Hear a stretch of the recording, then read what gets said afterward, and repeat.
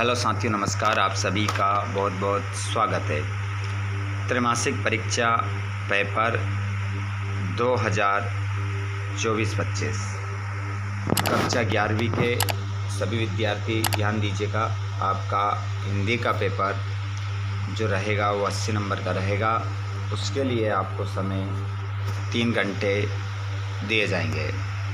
Students, किस प्रकार आप अच्छे अंक प्राप्त करेंगे और किस प्रकार आप अपनी त्रैमासिक परीक्षा की तैयारी करेंगे, इसके बारे में हम बात करने वाले हैं। चलिए, तो बिना देर किए हम स्टार्ट करते हैं पहले प्रश्न से। जितने भी दोस्त ऐसे हैं जो कक्षा 11वीं में हैं और चैनल को सब्सक्राइब नहीं किया है, तो चैनल को सब्सक्राइब ज़रूर कीजिएगा ताकि आपको आने वाले सभी वीडियो के नोटिफिकेशन मिल सके। सभी निर्देशों को हम ध्यानपूर्वक पढ़ेंगे। पहले तो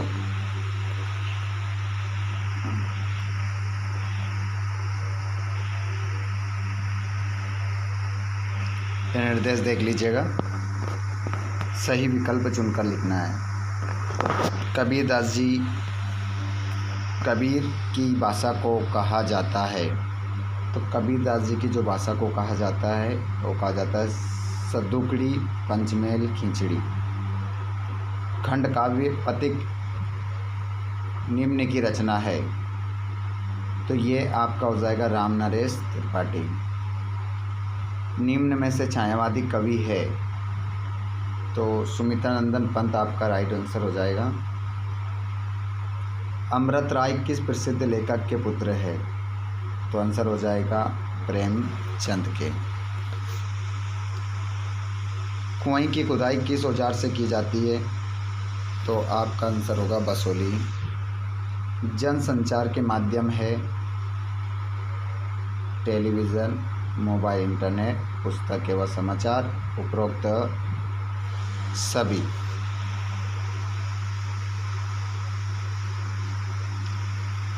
अगला खालिस्तान की पूर्ति करना है, तो कौन से खालिस्तान में क्या आएगा देखिएगा। एक बार जिन दोस्तों ने शेयर नहीं करा है इस वीडियो को, अपने सभी दोस्तों तक उन तक एक बार ज़रूर शेयर करिएगा। चित्रपट संगीत का पर्याय कहा जाता है, तो यहाँ पर चित्रपट संगीत का पर्यायवाची जो कहा जाता है वो कहा जाता है लता मंगेशकर। आपका राइट आंसर हो जाएगा। हिंदी भाषा का पहला समाचार पत्र उद्दंड मार्तंड हो जाएगा। और वर्णों की गिनती पर आधारित छंद को कहते हैं वार्णिक छंद। तुम तो उल्लू हो वाक्य में शब्द शक्ति है। लक्षणा घनघोर वर्षा के समय कवि की आंखों में स्मृतियाँ उभर रही थी घर की। कबीरदास जी ने ईश्वर की सत्ता मानी। एक दुनिया सोती थी पर दुनिया की जीभ जागती थी। ये कथन प्रेमचंद की कहानी का है। नमक का दारोगा।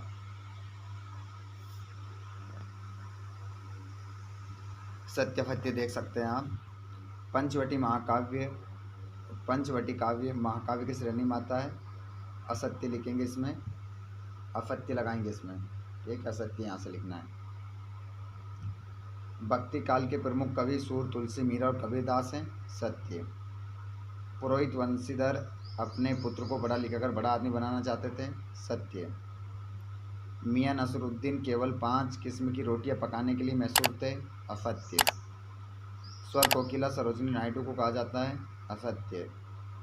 सुमित्रानंदन पंत प्रकृति के सुकुमार कवि हैं। बिल्कुल सही। चलिए आगे देखते हैं, जोड़ी मिलाएंगे। कबीरदास का जन्म लहर तारा, नरसिंह मायरो, मीराबाई। स्वर साम्राज्ञी लता मंगेशकर, अनुपम मिश्र राजस्थान की रजत बूंदे, शेखर जोशी गलता लोहा, कहानी उपन्यास सम्राट प्रेमचंद।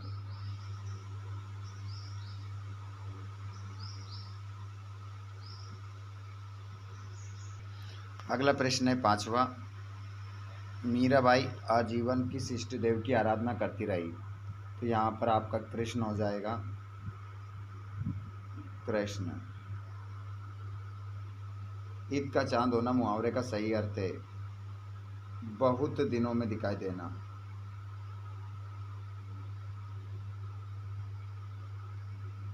बहुत दिनों में दिखाई देना। किन्हीं दो महाकाव्यों एवं दो खंड काव्यों के नाम लिखिए। तो महाकाव्य का नाम लिख सकते हैं रामचरितमानस, लिखने वाले हैं तुलसीदास। एक लिख सकते हैं पद्मावत,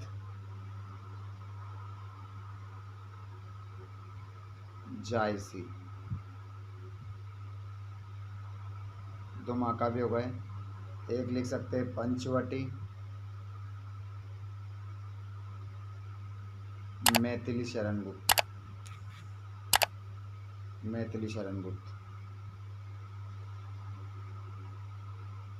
एक लिख सकते हैं सुदामा चरित्र, नरोत्तम दास। ये हो जाएगा। मुझे केवल मात्र 5 रुपये की चाहिए, वाक्य को शुद्ध करके लिखिए। यहाँ से हम केवल को हटा देंगे, मुझे मात्र 5 रुपये चाहिए, सही हो जाएगा। भक्ति काल को कितने भागों में बांटा गया है? नाम लिखिए। 2 भागों में, सगुण भक्ति धारा और निर्गुण। सगुण और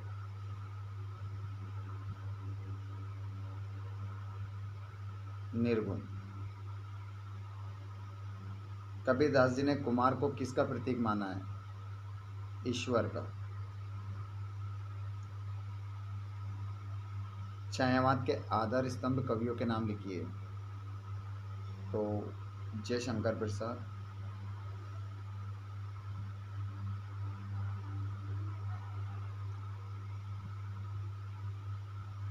सुमित्रानंदन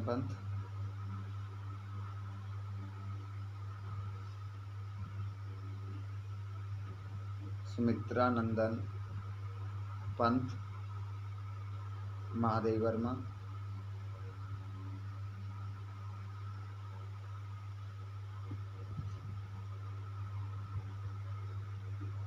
सूर्यकांत त्रिपाठी निराला।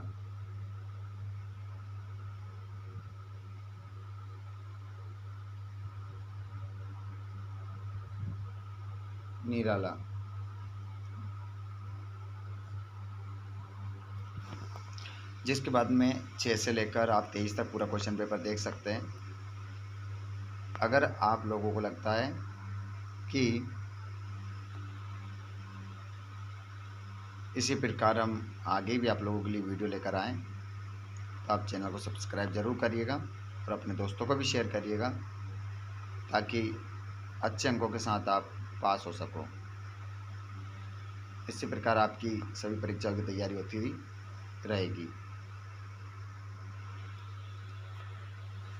ठीक है, ये हो चुका है पूरा क्वेश्चन पेपर।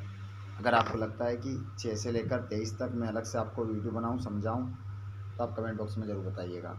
इसी क्वेश्चन पेपर को 6 से 23 तक भी समझा दिया जाएगा। ठीक है, धन्यवाद। Thanks for watching.